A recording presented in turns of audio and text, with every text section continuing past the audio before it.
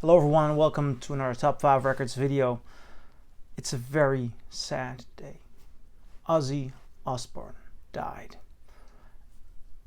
And a lot of articles will be talking about his iconic value, about him being the godfather or inventor of metal music, which of course partially he is. But I'm afraid that a lot of people will forget one very important thing. And I think that today we should remember that thing. A thing Ozzy Osbourne himself would even deny. With him dies one of the best vocalists that was around. And even though you may wonder, in this video, in this In Memoriam, I'm gonna tell you exactly why I think that is. And why I think we should remember and think of him as an incredible vocalist. Let's start here with the first Black Sabbath album. And one of the things that makes this beautiful record so unique is, of course, it's the beginning of heavy metal, of a dark, glooming kind of music. This cover, the guitar, Tony Iommi's haunting tunes, but there's also, of course, the voice. And what made Black Sabbath's first record so popular and what is so recognizable about him, that haunting, sometimes crazy, but especially spooky voice, the way Ozzy Osbourne opens this record, well, vocally opens it with "What is this that stands before me? A figure in black that points at me," based on a nightmare Bill Ward had. When I say those lines, nothing happens. And I loved that song for quite a long time, but until I found and listened to it on vinyl and I heard the pure detail on Osbourne's voice, I understood what this meant back in 1970. Osbourne was singing and he was hunting your nightmares as a listener. The way he pronounces it, with a certain unease in his voice, a conviction of a vocalist that most likely had seen things that we would not want to see. That element makes it genuinely creepy, which I found honestly bizarre, that music and especially Black Sabbath could really sound horrifying. But Osbourne had that. And I know I'm not the first one who's talking about that. Rolling Stone was talking about that, and a lot of articles will be talking about how his haunting capacities were all over this record, and how his in a certain same manner that was also happening on this one, Paranoid. Both records that were recorded by Black Sabbath as if they were still actually doing a live gig. They'd been performing live, they went into the studio, and these were fast sessions. They were fastly playing their songs. I mean, what kind of songs? War Pigs, Paranoid, Planet Caravan, Iron Man, Electric Funeral, Hand of Doom, Rat Salad, Fairies Wear Boots. So many incredible songs here. Such an incredible power. And not only the haunting of the title track of Black Sabbath's first album was there, you can also hear it in Paranoid. I mean, somebody who's stuck. There is a madness there. There is an insanity. And not a playful insanity, which I'll come to later on, especially in a solo career. No, this was a man who genuinely sounded like he needed help. There was some serious danger here. The way Ozzy Osbourne, with at this stage still technically not the most challenging vocal skills at this stage, but already capable of telling the story of, like, Iron Man, which is this golem-like creature who lurks for revenge. And it's as if Osbourne singing understands the urge for revenge. He's fully on board with Iron Man, which makes it even more haunting. He understands the psychology behind the evil, the thoughts, and he can guide you through them. He is so incredibly convincing, even when he didn't write the lyrics. That, first of all, that's, in my opinion, what makes a great vocalist. Despite technique, if you take a look at people like Bob Dylan, I think Dylan is a great vocalist because he can convince you of a story. Vocals is much more than just technique. It is telling a story, putting your heart in it. I also think that counts for a lot of instruments. You can hear that Tony Iommi on the guitar can tell a story. And now the double pair of Black Sabbath and Paranoid, they got all the acclaim possible for, well, I'd say even rock records, but especially these are praised. I mean, Black Sabbath, Paranoid, these are praised as the best metal records out there. And I'm not going to disagree, but when you listen to Black Sabbath's first 6 records, you hear Osbourne change. And it may be because he is getting the hang of vocal techniques. It may also be because he was switching from certain elements of comfort from this one to certain elements of comfort on, let's say, these two. And you hear he's changing. You hear he's, not only the energy is changing, not only the band is changing, but Ozzy Osbourne tries out different sounds and different elements with his voice. Sweet Leaf as an opener is much more on edge than, well, perhaps even Paranoid. Then we hear a lot of this World and Solitude. You would not even, especially on Solitude, you would not believe Ozzy Osbourne is singing this. It is so otherworldly from what you're hearing earlier. He's even crooning on this record. There's so, I mean, at this stage, the third album, he is already showing a diversity in characters, in vocal styles. Still holding strong with his haunting element there, especially when you listen to Children of the Grave. Love that. But he is capable of more than just that. Now, mostly stunned am I about what we're gonna hear on the next record. Black Sabbath Volume 4. And this record is seen as a field session in LA. A lot of that stuff was going around.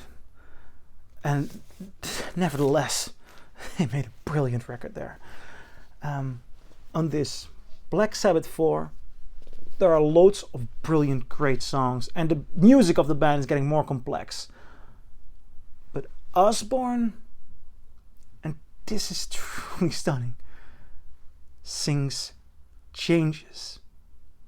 Now, Changes is somewhat of a deep cut. There's a beautiful live version from his Ozzy Osbourne's 1993 solo album, Live and Loud, I believe. I'm not too sure about the title. As a matter of fact, Youngblood did a great cover version 3 weeks ago on the Goodbye Show by Osbourne and Sabbath. But this song, Changes, is a ballad. And it's a fragile ballad about a man losing the love of his life.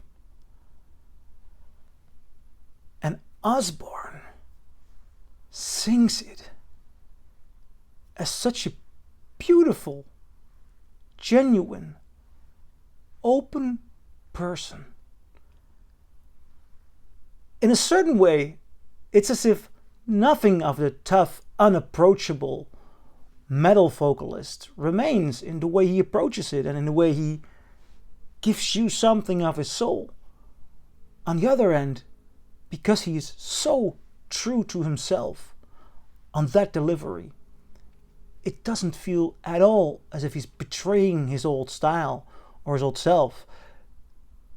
All I feel, and that's so remarkable, that on this record, he's getting you or inviting you closer in, as if he's peeling off his own layers without telling any of the layers were lies. No, all these layers are part of the same beautiful, complex person. Now, this is also one of the first moments you notice that he really has range. The way he does the refrain, the I'm going through changes. That is of a purity, of a melodic quality that I am completely stunned by.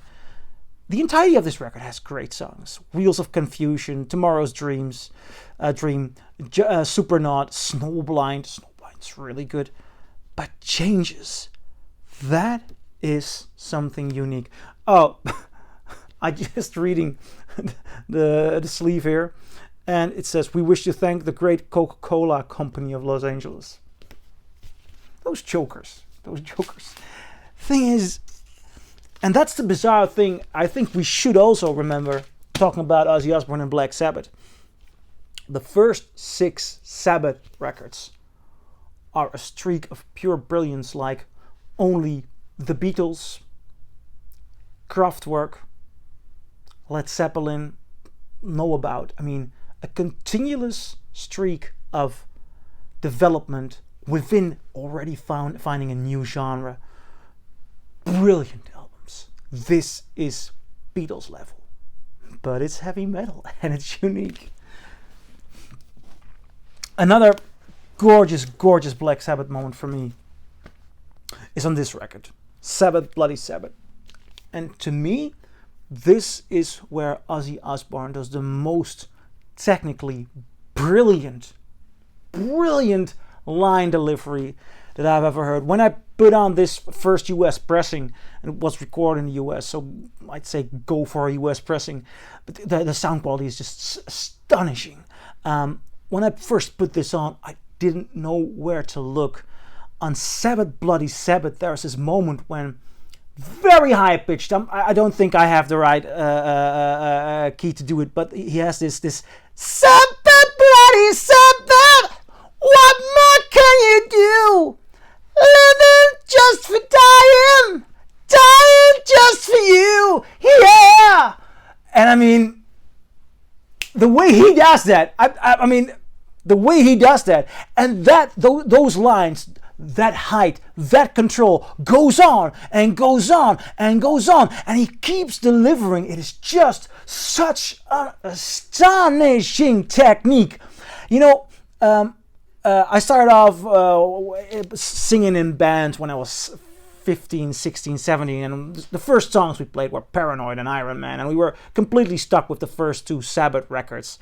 And the guitar player very early on introduced me to Ronnie James Dio with the idea that he is the great vocalist because he has that operatic quality. And I still love Ronnie James Dio. But how come we never came to the point where we heard that Osbourne's technique had so much to offer?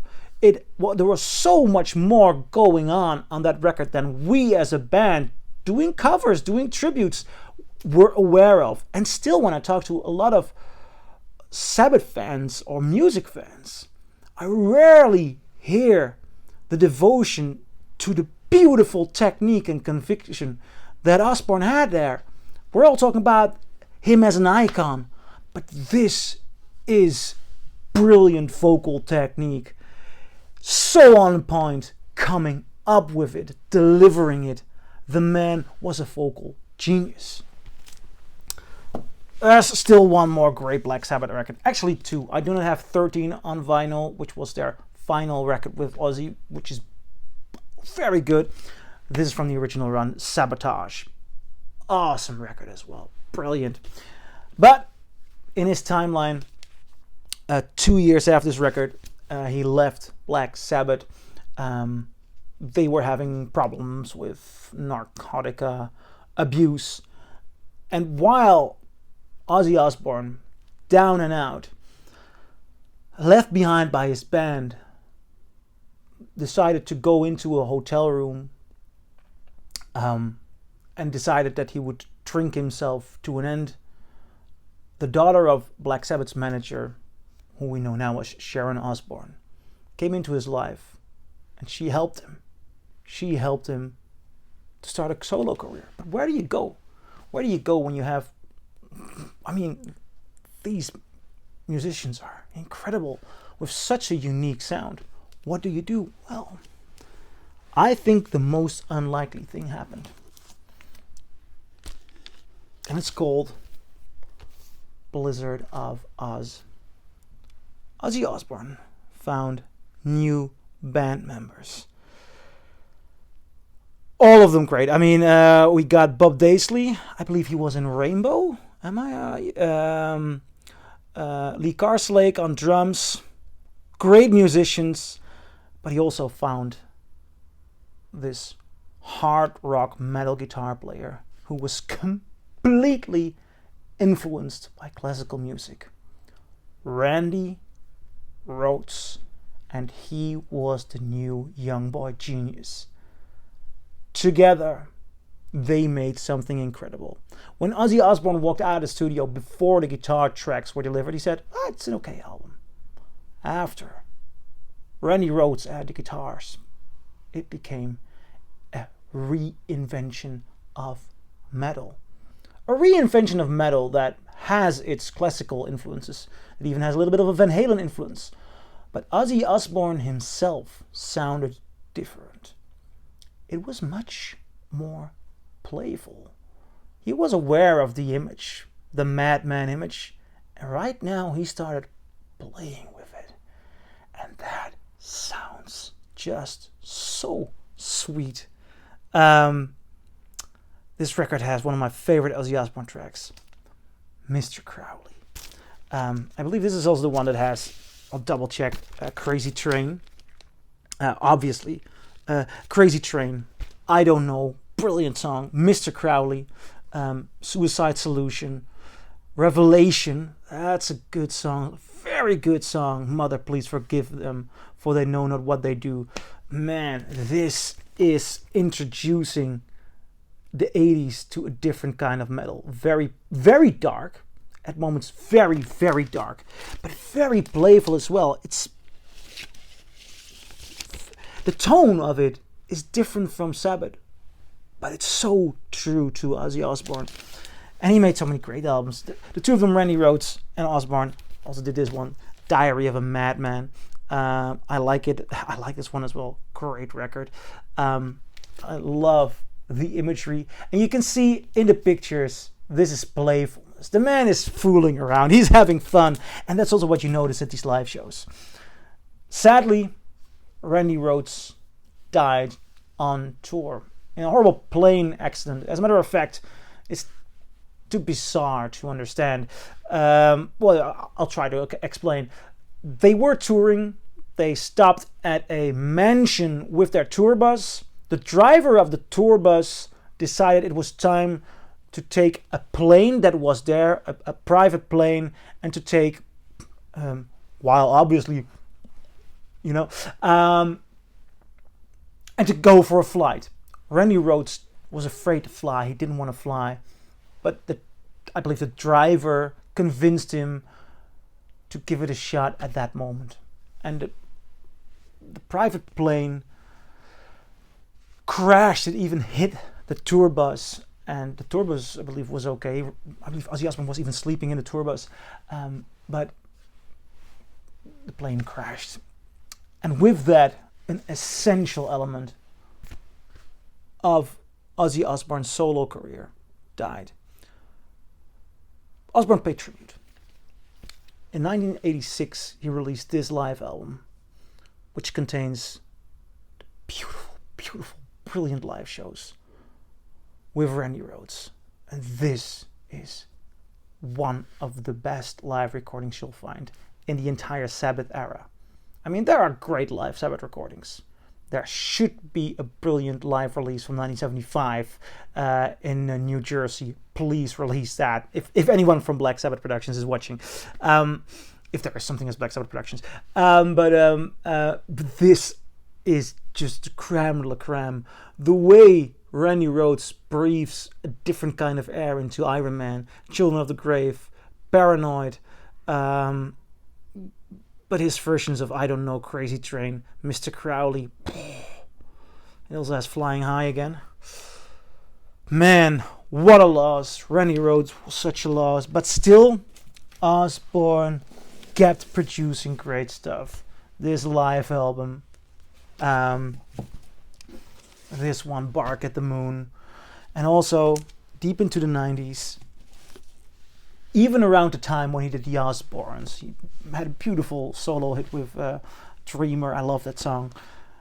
But I'd like to end this video, or almost end it, with this beautiful, beautiful track here, Mama, I'm Coming Home. And that's the first song I thought of when I heard Ozzy Osbourne had died. Mama, I'm Coming Home. He's so sincere. It's a beautiful, friendly, open power ballad. We hear a different Ozzy Osbourne singing than the one in Changes, but I really, really like the way, the different ways in which he can open up. Please put on that song. And before I end this video, and I'm really sad because after the Ozzy Osbourne goodbye show he did 3 weeks ago, I thought, he cannot die. I thought he cannot die. He is the icon. He's the godfather. He's the mythical creature that holds it all together. The world of heavy metal. He's untouchable. But he's not. He's not. There were moments when I thought that he would never give a good show again. And then in 2014, when Black Sabbath did the show, or did the album 13, and they toured with 13. Great record. I saw them in the Ziggo Dome live. And it was just, I thought I'd seen horrible live shows with Ozzy Osbourne in which his vocals were not that good. But he got sober and he got his act together and he gave one of the best live shows I've ever seen. It's top 5 live show materials of my life. It was so good. It was so energetic. He was so in control of his voice and the audience. And then at the end, when Paranoid came, I got into my first mosh pit. And to be in a mosh pit at a Black Sabbath show, that's one of my favorite memories. Thank you, Ozzy Osbourne. And though he just died, God bless Ozzy Osbourne. Man, what an artist. Please share your Ozzy Osbourne stories below, and I'll see you in my next video. Bye.